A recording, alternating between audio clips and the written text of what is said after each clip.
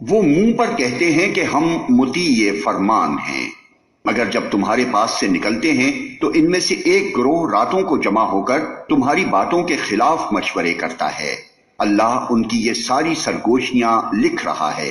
تم ان کی پرواہ نہ کرو اور اللہ پر بھروسہ رکھو، وہی بھروسے کے لیے کافی ہے۔ کیا یہ لوگ قرآن پر غور نہیں کرتے؟ اگر یہ اللہ کے سوا کسی اور کی طرف سے ہوتا تو اس میں بہت کچھ اختلاف بیانی پائی جاتی۔ یہ لوگ جہاں کوئی اطمینان بخش یا خوفناک خبر سن پاتے ہیں اسے لے کر پھیلا دیتے ہیں، حالانکہ اگر یہ اسے رسول اور اپنی جماعت کے ذمہ دار اصحاب تک پہنچائیں تو وہ ایسے لوگوں کے علم میں آ جائے جو ان کے درمیان اس بات کی صلاحیت رکھتے ہیں کہ اس سے صحیح نتیجہ اخذ کر سکیں۔ تم لوگوں پر اللہ کی مہربانی اور رحمت نہ ہوتی تو تمہاری کمزوریاں ایسی تھیں کہ معدود چند کے سوا تم سب شیطان کے پیچھے لگ گئے ہوتے۔ پس اے نبی تم اللہ کی راہ میں لڑو، تم اپنی ذات کے سوا کسی اور کے لیے ذمہ دار نہیں ہو، البتہ اہل ایمان کو لڑنے کے لیے اکساؤ، بعید نہیں کہ اللہ کافروں کا زور توڑ دے۔ اللہ کا زور سب سے زیادہ زبردست اور اس کی سزا سب سے زیادہ سخت ہے۔ جو بھلائی کی سفارش کرے گا وہ اس میں سے حصہ پائے گا، اور جو برائی کی سفارش کرے گا وہ اس میں سے حصہ پائے گا، اور اللہ ہر چیز پر نظر رکھنے والا ہے۔ اور جب کوئی احترام کے ساتھ تمہیں سلام کرے تو اس کو اس سے بہتر طریقے کے ساتھ جواب دو، یا کم از کم اسی طرح۔ اللہ ہر چیز کا حساب لینے والا ہے۔ اللہ وہ ہے جس کے سوا کوئی خدا نہیں ہے، وہ تم سب کو اس قیامت کے دن جمع کرے گا جس کے آنے میں کوئی شبہ نہیں، اور اللہ کی بات سے بڑھ کر سچی بات اور کس کی ہو سکتی ہے۔ پھر یہ تمہیں کیا ہو گیا ہے کہ منافقین کے بارے میں تمہارے درمیان دو رائے پائی جاتی ہیں، حالانکہ جو برائیاں انہوں نے کمائی ہیں ان کی بدولت اللہ انہیں الٹا پھیر چکا ہے۔ کیا تم چاہتے ہو کہ جسے اللہ نے ہدایت نہیں بخشی اسے تم ہدایت بخش دو، حالانکہ جس کو اللہ نے راستے سے ہٹا دیا اس کے لیے تم کوئی راستہ نہیں پا سکتے۔ وہ تو یہ چاہتے ہیں کہ جس طرح وہ خود کافر ہیں اسی طرح تم بھی کافر ہو جاؤ تاکہ تم اور وہ سب یکساں ہو جائیں، لہذا ان میں سے کسی کو اپنا دوست نہ بناؤ جب تک کہ وہ اللہ کی راہ میں ہجرت کر کے نہ آ جائیں، اور اگر وہ ہجرت سے باز رہیں تو جہاں پاؤ انہیں پکڑو اور قتل کرو، اور ان میں سے کسی کو اپنا دوست اور مددگار نہ بناؤ۔ البتہ وہ منافق اس حکم سے مستثنی ہیں جو کسی ایسی قوم سے جا ملیں جس کے ساتھ تمہارا معاہدہ ہے، اسی طرح وہ منافق بھی مستثنی ہیں جو تمہارے پاس آتے ہیں اور لڑائی سے دل برداشتہ ہیں، نہ تم سے لڑنا چاہتے ہیں نہ اپنی قوم سے۔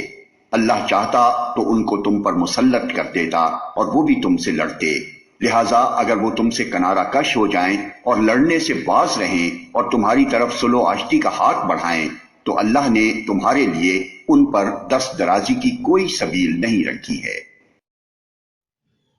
ایک اور قسم کے منافق تمہیں ایسے ملیں گے جو چاہتے ہیں کہ تم سے بھی امن میں رہیں اور اپنی قوم سے بھی، مگر جب کبھی فتنے کا موقع پائیں گے اس میں کود پڑیں گے۔ ایسے لوگ اگر تمہارے مقابلے سے باز نہ رہیں اور صلح و سلامتی تمہارے آگے پیش نہ کریں اور اپنے ہاتھ نہ روکیں تو جہاں وہ ملیں انہیں پکڑو اور مارو، ان پر ہاتھ اٹھانے کے لیے ہم نے تمہیں کھلی حجت دے دی ہے۔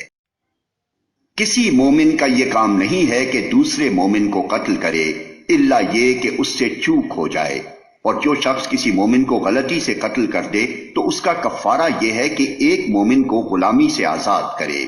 اور مقتول کے وارثوں کو خوں بہا دے، الا یہ کہ وہ خوں بہا معاف کر دیں۔ لیکن اگر وہ مسلمان مقتول کسی ایسی قوم سے تھا جس سے تمہاری دشمنی ہو تو اس کا کفارہ ایک مومن غلام آزاد کرنا ہے، اور اگر وہ کسی ایسی غیر مسلم قوم کا فرد تھا جس سے تمہارا معاہدہ ہو تو اس کے وارثوں کو خوں بہا دیا جائے گا اور ایک مومن غلام کو آزاد کرنا ہوگا۔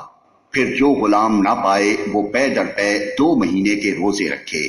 یہ اس گناہ پر اللہ سے توبہ کرنے کا طریقہ ہے، اور اللہ علیم و دانا ہے۔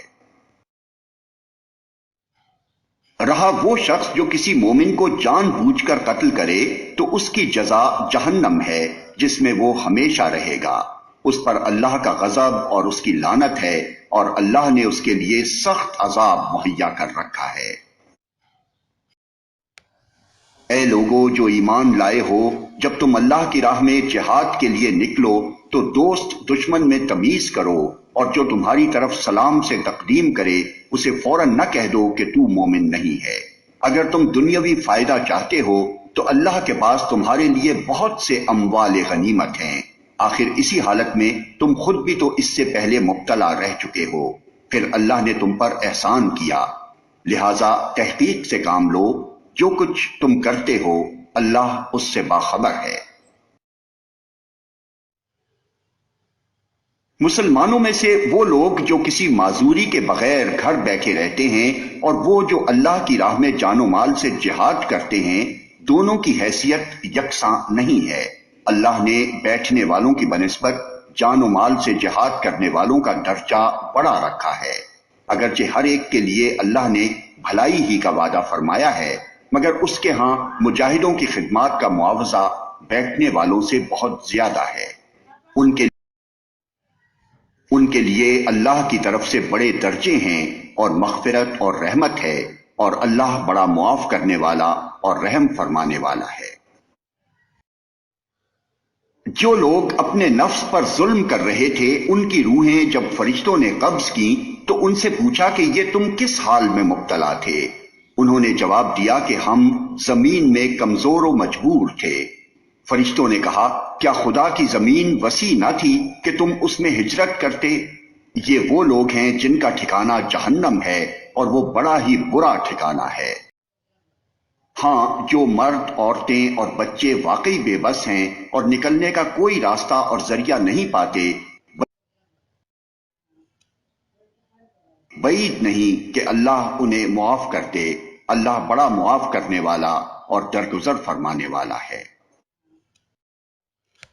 جو کوئی اللہ کی راہ میں ہجرت کرے گا وہ زمین میں پناہ لینے کے لیے بہت جگہ اور بسر اوقات کے لیے بڑی گنجائش پائے گا، اور جو اپنے گھر سے اللہ اور رسول کی طرف ہجرت کے لیے نکلے